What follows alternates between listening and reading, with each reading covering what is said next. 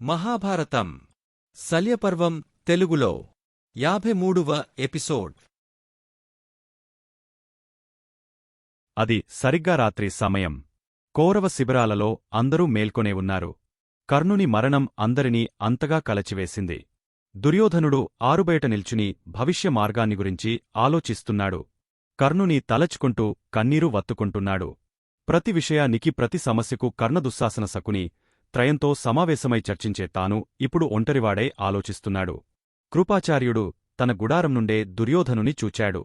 అయ్యో, ఈ దుర్యోధనునికెంత దుర్గతి పట్టింది అనుకుంటూ శిబిరం నుండి బయటకు వచ్చి దుర్యోధనుని సమీపించాడు. దుర్యోధనా, ఏమిటి విచారం? వెళ్ళి విశ్రాంతి తీసుకో. గురువర్యా, నిద్రరావటంలేదు. మాటిమాటికి కర్ణుడు గుర్తుకొస్తున్నాడు. దేవాదిదేవతలకైనా తలరాతనెదిరించటం అసాధ్యం.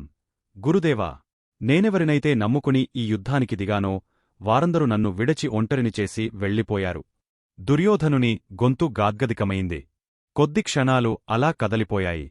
దుర్యోధనా, నా చిన్నతనం నుండి కురుమందిరంలోనే పెరిగాను. వయస్సులో నీకు తండ్రి సమానుణ్ణి. నీకు అక్షరాలు నేర్పిన గురువుని. ఆ చనువుతోనే నీకొక మాట చెప్పదలచాను. చెప్పమంటావా? ఈ స్థితిలో మీకన్నా నాకు హితులెవ్వరున్నారు గురుదేవా? ద్రోణులు పోయినా కర్ణుని పరాక్రమం నమ్ముకుని యుద్ధం చేశాం. కర్ణుడు కూడా పోయిన తరువాత నా ఆశలు సన్నగిల్లిపోయాయి. ఈ స్థితిలో మనముందున్నది ఒక్కటే మార్గం. ఇప్పటికైనా పాండవులతో సంధి చేసుకోవయ్యా. ధర్మరాజుతో నేను మాట్లాడుతాను.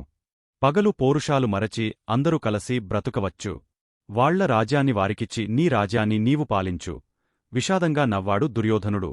కృపాచార్యుని మాటలకు, ఆచార్యవర్యా, నామిది అభిమానంతో మీరు చెబుతున్నారు. కాని గురుదేవా, సంధి చేసుకునే సమయమిదా? భీష్మ ద్రోణ కర్ణ దుశ్శాసనులు దూరమయ్యాక సంధి ప్రసక్తి తేవటం నాకు మర్యాదదాయకమా? ఈ సంపూర్ణ భారతావనికి నేను మహా చక్రవర్తినై అభిమానధనుడన్న కీర్తితో సర్వసుఖాలు అనుభవించానుగదా. నాకు కోరికలు లేవు, సుఖాభిలాష లేదు. ఈ కురుక్షేత్ర యుద్ధంలో ఎందరెందరో సైనికులు వీరులు మరణించారు. సౌభాగ్యరహితులై భర్తలను కోల్పోయిన ఈ విధవల సామ్రాజ్యాన్ని ధర్మరాజే పరిపాలించుకొని మా చంద్రవంశ చరిత్రలో నేను అనుభవించిన సుఖాలు ఎవరు అనుభవించి ఎరుగరేమో. నాకీ తృప్తిచాలు. ఈనాడు సంధి చేసుకుని నా మిత్రులు, నా సోదరులు, నా శ్రేయోభిలాషులు లేని ఈ రాజ్యసుఖం అనుభవించటానికి నేను సిద్ధంగాలేను. గెలుపు ఓటములు నాకు ముఖ్యం కాదు. పాండవుల మరణమే నాకు కావాలి. గురువర్యా, ప్రాణమున్నంతవరకు పోరాటం సాగస్తాను. అభిమాన ధనుడన్న కీర్తిని కాపాడుకుంటాను. ఒకవేళ నాకు వీరమరణమే సంప్రాప్తిస్తే నావారితో స్వర్గంలోనే కలసి బ్రతుకుతాను. దుర్యోధనుని కృతనిశ్చయం విన్న కృపుడు మౌనమైపోయాడు. తెల్లవారింది. కురుసైన్యానికి చివరి సేనానిగా శల్యుని సూచించాడు అశ్వత్థామ. అందరూ శల్యుని నాయకత్వాన్ని అంగీకరించారు. దుర్యోధనుడు శాస్త్ర బద్ధంగా అభిషేకించి సేనానాయకత్వాన్ని అప్పగించాడు శల్యునికి. దుర్యోధన, నా పెద్దరికాన్ని గౌరవించి నాయకత్వాన్ని అప్పగించావు. నీ నమ్మకం వమ్ముచేయను. నాలో చివరి రక్తబిందువు మిగిలివున్నంతవరకు పోరాడుతాను అంటూ శల్యుడు దుర్యోధనుని కౌగలించుకున్నాడు. ధన్యుడను మామా, నాకు మిగిలిన కాంతి కెరణానివి నీవే. యుద్ధతంత్రాన్ని వివరించి సర్వతో భద్రవ్యూహం పన్నాడు శల్యుడు. కురుక్షేత్ర యుద్ధం ప్రారంభమై నాటికి 18 రోజులు. గతం జరిగిన 17 రోజుల యుద్ధానికి ఈనాటి 18వ రోజు యుద్ధానికి ఎంతో వ్యత్యాసం కనిపిస్తూ ఉంది. కర్ణుని మరణంతో కురుసైన్యం ప్రాణాలమీది ఆశలు వదులుకుని విజయమో వీర స్వర్గమోనన్న స్థిర నిర్ణయంతో ఉన్నారు. అటు పాండవ సైన్యం విజయం తమదేనన్న తమకంతో ఉత్సాహంతో ఊరకలేస్తున్నారు. 11 అక్షౌహిణీ కురుసైన్యంలో ఈనాటికి మిగిలి ఉన్నది చాలా స్వల్పం మాత్రమే. 20 లక్షల సైనికులలో ఇప్పుడు కేవలం 1 లక్ష మాత్రమే మిగిలి ఉన్నారు. శల్యుని కురుసైన్య నాయకత్వం గురించి తెలిసింది కృష్ణునికి. పాండవులను సమావేశపరచి చెప్పాడు కృష్ణుడు. 18 అక్షౌహిణీ సైన్యంతో ప్రారంభమైన ఈ కురుక్షేత్ర యుద్ధం ఈ 18వ రోజుతో ముగియనున్నది. ఈనాటి యుద్ధం ధర్మరాజు పరాక్రమం మీదనే జరుగుతుంది. మన వీరులందరూ ధర్మజునికి బాసటగా ఉండి యుద్ధం నడిపించండి. యుద్ధం ప్రారంభమైంది. శల్యునితో ధర్మరాజు తలపడ్డాడు. దుర్యోధనునితో భీముడు కలియబడ్డాడు. అశ్వత్థామతో అర్జునుడు సిద్ధపడ్డాడు. కృతవర్మతో సాత్యకి సమాయత్తమయ్యాడు. శకునితో సహదేవుడు తలపడ్డాడు. బాణంతో బాణం, కత్తి కలియబడ్డాయి. గదతో గద, శూలంతో శూలం. భీమ దుర్యోధనుల పోరు భీకరంగా ఉంది. వారి గదల నుండి వెలువడే శబ్దాలకు గుర్రాలు భయపడి బెదరిపోతున్నాయి. ఒక దశలో దుర్యోధనుడు భీమునికన్నా పైచేయిగా పోరాడుతున్నాడు. దుర్యోధనుని మొండి ధైర్యానికి బండబలానికి భీముడు తత్తరపడిపోతున్నట్లుగా కనిపించాడు. ధర్మరాజు తన రథాన్ని శల్యుని ముందుకు నడిపించాడు. వస్తూనే శల్యుని సారథిని చంపేశాడు. సారథిలేని శల్యుని రథం తాళం తప్పిన రాగంలా గెరగరా తిరుగుతుంటే శల్యుని బాణాలు గురితప్పుతున్నాయి. అదే అదనుగా భావించి ధర్మరాజు శక్తి ఆయుధాన్ని తీసుకుని రుద్రాది దేవతలను స్మరించి నమస్కరించి గురిచుచి శల్యుని గుండెలకు సూటిగా విసిరాడు. శక్తి ఆయుధం నిపులు గ్రక్కుతు వెళ్లి శల్యుని గుండెను చీల్చివేసింది. రథం మీద నుండి క్రిందికి ఒరిగపోయాడు శల్యుడు. శకుని కొడుకు ఉలుకుడు సహదేవుని చేతిలో స్వర్గం చేరాడు. పుత్రమరణాన్ని చూచిన శకుని సహదేవునిపై ఆగ్రహంతో విరుచుకుపడ్డాడు. వచ్చావా శకుని మామా! అమాయకుడైన ధర్మరాజును మాయాజూదంలో గెలిచావు. ఇది జూదం కాదు, యుద్ధం.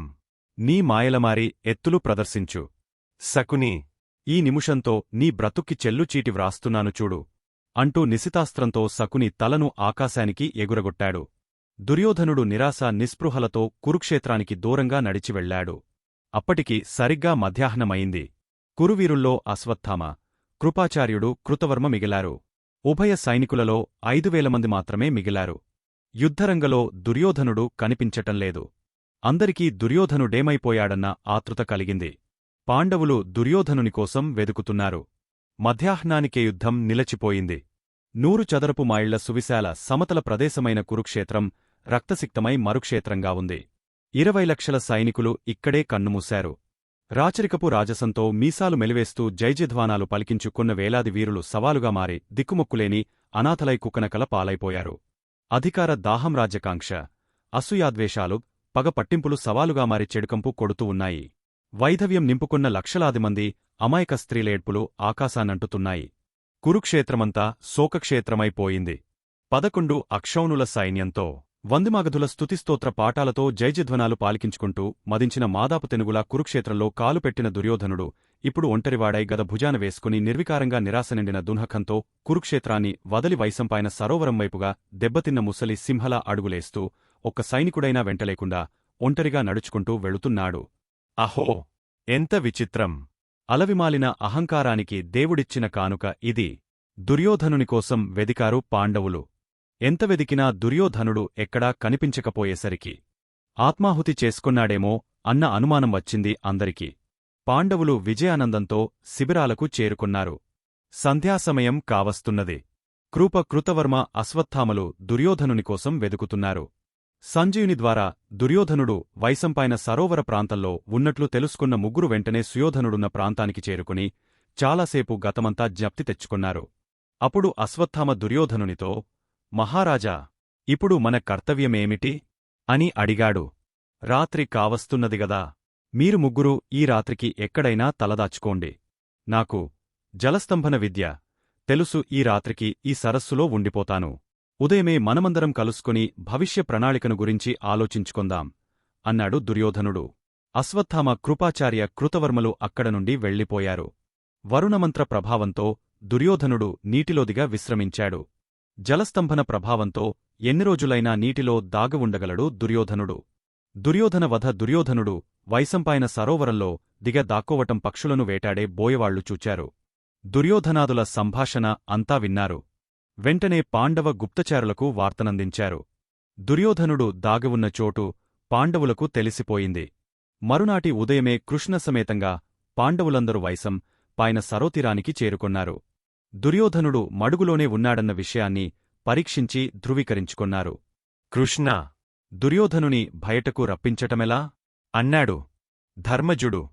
ధర్మజా, దుర్యోధనుడు మహారోషంగలవాడు.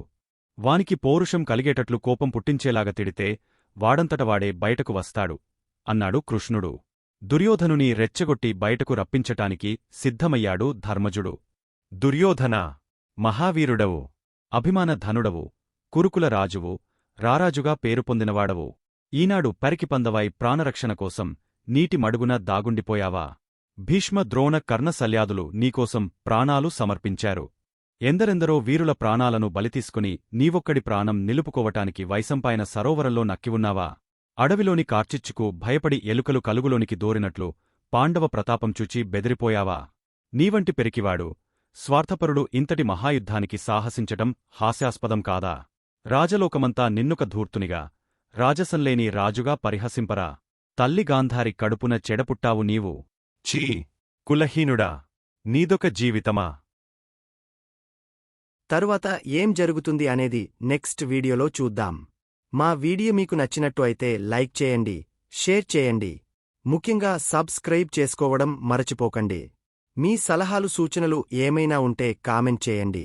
సోషల్ మీడియాలో ఫాలో అవ్వండి. ఆదిపర్వం, సభపర్వం, అరణ్యపర్వం, విరాటపర్వం మరియు భీష్మపర్వం PDF కింద డిస్క్రిప్షన్లో ఉంది, డౌన్లోడ్ చేసుకోండి. ముందు వీడియోస్ చూడకపోతే కింద లింక్స్ ఉన్నాయి చూడండి.